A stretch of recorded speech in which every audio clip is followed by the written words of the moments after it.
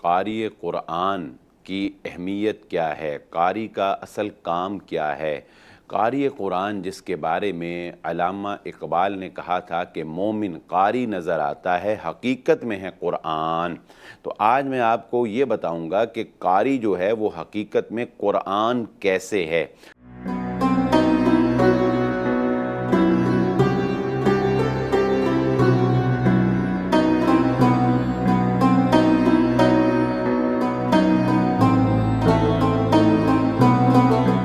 بسم اللہ الرحمن الرحیم۔ پروگرام ستارہ حرم کے ساتھ میں ہوں آپ کا میزبان بلال احمد۔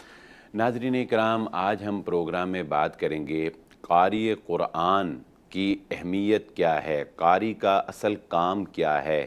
قاری قرآن جس کے بارے میں علامہ اقبال نے کہا تھا کہ مومن قاری نظر آتا ہے، حقیقت میں ہے قرآن۔ تو آج میں آپ کو یہ بتاؤں گا کہ قاری جو ہے وہ حقیقت میں قرآن کیسے ہے۔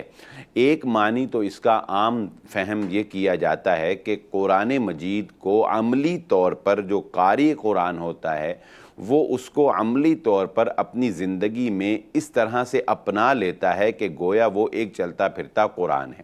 لیکن اس کے ساتھ ساتھ ایک دوسرا گہرا مفہوم بھی قاری قرآن سے وابستہ ہے۔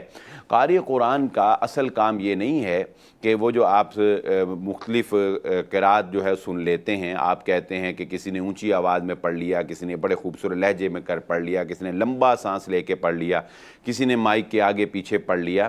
یہ تو خوش الہانی کے ساتھ قرآن پڑھا جاتا ہے، قرآن کے حسن کو اجاگر کرنے کے لیے اور عوام الناس تک قرآن مجید کا جو ایک لحن ہے اور قرآن کا جو ایک حسن ہے اس کو پہنچانے کے لیے۔ لیکن قرآن مجید کے ساتھ قاری کا جو اصل رشتہ ہے وہ ہے قرآن کی حفاظت کا رشتہ، وہ ہے امت کو قرآن مجید پر متفق رکھنے کا رشتہ۔ جی ہاں ناظرین اکرام، رسول اللہ صلی اللہ علیہ وآلہ وسلم پر آپ صلی اللہ علیہ وسلم فرمایا انزل القرآن علی 7 احرف، آپ پر قرآن مجید 7 لہجوں میں 7 قراتوں کے اندر نازل کیا گیا، مختلف قراتوں کے اندر۔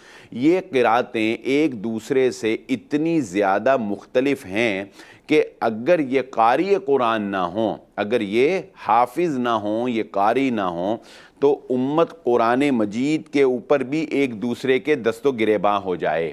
جی ہاں، میں اس کی چند ایک مثالیں جو ہیں وہ آپ کے سامنے رکھ دیتا ہوں کہ اگر آپ یوٹیوب پر جا کر سرچ کرتے ہیں اور وہاں پر آپ نکالیں ورش روایت جو ہے وہ قرآن نکال لیں، یا آپ کینیا کے کسی قاری کا قرآن جو ہے وہ نکال لیں، کیونکہ کینیا کے اندر، انڈونیشیا کے اندر اور اسی طرح ان ممالک کے اندر جو قرآن پڑھا جاتا ہے، ہمارے ہاں جو قرات حفظ جسے کہا جاتا ہے وہ زیادہ تر رائج ہے، لیکن وہاں پر دوسری قراتیں جو ہیں وہ رائج ہیں۔ تو اگر جب آپ وہ نکال لیں گے تو آپ صرف کچھ اور نہ کریں، صرف سورۃ الفاتحہ سنیں، تو صرف سورۃ الفاتحہ میں آپ کو کم و بیش 5 جگہ پر ایسا اختلاف نظر آئے گا کہ جو آپ کہیں گے یہ قرآن ہے ہی نہیں۔ مثال کے طور پہ وہ ہم پڑھتے ہیں مالکی یوم الدین، وہ مالکی پڑھیں گے۔ ہم صراط الذین پڑھتے ہیں، وہ صراط الذین پڑھیں گے۔ ہم علیہم پڑھتے ہیں سورۃ الفاتحہ میں، وہ علیہم پڑھیں گے۔ یعنی اتنا زیادہ اختلاف کہ علیہم کو علیہم کر دینا، صراط کو زراط کر دینا۔ اب جب آپ یہ سنیں گے تو بتائیں کہ ایک عام انسان کیا وہ یہ مانے گا کہ یہ قرآن ہے؟ وہ کہے گا نہیں، غلط پڑھ رہا ہے۔ لیکن یہ قاری قرآن ہے جس نے بتدریج تواتر کے ساتھ اپنے استاد اور اس کے استاد نے اپنے استاد اور اس کے استاد نے اس کے استاد اور سلسلہ وار استاد در استاد یہ تواتر کے ساتھ یہ قرات کا سلسلہ چلتا چلتا پہنچا صحابہ تک، اور صحابہ سے یہ پہنچا محمد الرسول اللہ صلی اللہ علیہ وآلہ وسلم تک، اور محمد الرسول اللہ صلی اللہ علیہ وسلم سے حضرت جبرائیل علیہ السلام تک، اور حضرت جبرائیل علیہ السلام سے یہ اللہ رب العزت کی ذات تک پہنچ جاتا ہے۔ جی ہاں، یہ وہ تواتر، یہ وہ سند ہے، یہ وہ سلسلہ وار قاریوں کا قرآن سیکھنے کا سلسلہ ہے کہ جو آج ہمارے پاس قرآن مجید فرقان حمید محفوظ ہے اور امت اس کے اوپر متفق ہے، اور یہ قاریوں کی بدولت ہے۔ جو اقبال نے کہا کہ مومن قاری نظر آتا ہے، حقیقت میں ہے قرآن۔ یعنی یہ قرآن مجید جو آج ہمارے پاس دو جلدوں کے درمیان محفوظ ہے، بڑی خوبصورت پرنٹنگ کے ساتھ، بڑی خوبصورت خوش خط کے ساتھ اور بڑی ہی زبردست رائٹنگ کے ساتھ، بڑے ہی فینسی پیپر کے اوپر ہمارے پاس ہے، دراصل اس پرنٹنگ نے قرآن کو محفوظ نہیں رکھا ہوا، اس جلد نے قرآن کو محفوظ نہیں رکھا ہوا، بلکہ اس پرنٹنگ کے پیچھے، اس پرنٹنگ کی تصدیق ہے جس کی، وہ قاری ہے جو قرآن کا محافظ ہے۔ آپ تاج کمپنی کا یا کسی بھی کمپنی کا کوئی بھی مصحف، کوئی بھی قرآن مجید جو ہے وہ اٹھائیں اور اس کے آخری صفحے کے اوپر چلے جائیں، جب آپ اس کے اینڈ کے اوپر جائیں گے تو آخر میں آپ کو یہ لکھا ہوا نظر آئے گا۔ بعض جو مصحف ہیں ان کے اوپر 4 اور بعض مصحف جو ہیں ان کے اوپر کم از کم 2 کی ضرور تصدیق ہوتی۔ کن 2 افراد کی؟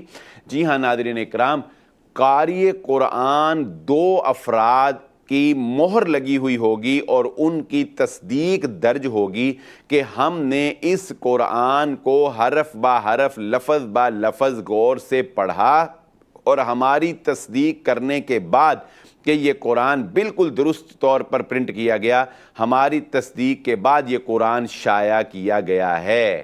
یہ وہ قاری ہیں جو قرآن کے اصل محافظ ہیں، ان کی تصدیق کے بعد یہ پرنٹنگ کے لیے آتا ہے۔ ہم یہ سمجھ بیٹھے کہ شاید پرنٹنگ اور یہ جدید مشینیں اور یہ جدید طریقے سے قرآن لکھنا یا یہ خوش خط لکھنے والے یہ قرآن کو محفوظ کیے ہوئے ہیں، نہیں۔